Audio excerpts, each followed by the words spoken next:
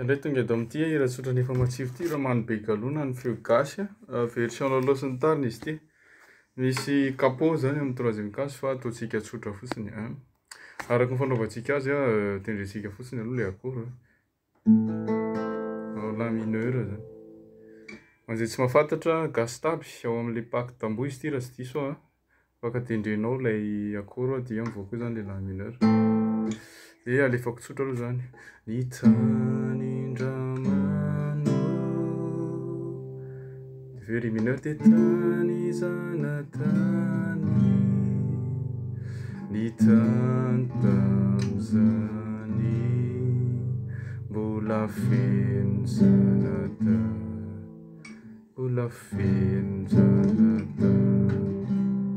Rehefa hafa le sol la mineur sol io passage fotsiny angamba. Nanaingy ramano tsy afaka nandray ny rongo basy lava ny lanjabareta. Dia ohatr'izay le izy tsotra dia ohatr'izay foana no miverina dia avy eo amin'izay zany asianao an'ilay fanala izy asianao amin'ilay esprit ilay folipoloka dia mety izay mahatonga an'ilay la mineur passage io mbola mety misy tsy mety angamba izy io. Asiana an'ilay foloka zany. Ny tanindramaro dia tany zanatany ny tany tam'zany zanatany mbola feno manisy passage kely makany amin'ny fa angambany.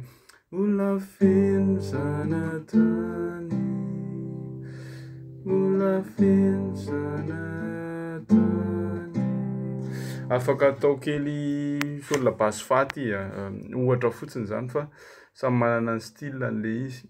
Fa basy sol ty dia amin'izay zany izy somary misy kely an'izay mélodie. Mbola feno zanatany mbola feno zanatany. Dia angamba le la mineur angamba mety hoe sorontsika raha ny fahainoantsika azy fa amin'ny version loloa sy ny tariny le izy mety hoe misy la mineur fa hoe sorontsika angamba ilay la mineur. Zao zay zany averiko farany dia zay koa ny tsosokevitra matsiro androany. Ny tanindramano io zany afaka atao sol basy koa ohatran'ilay le tanindranatany ny tany tam'zany fezanatany nanaingy ramano tsy afaka nandray ny rongo basy lava ny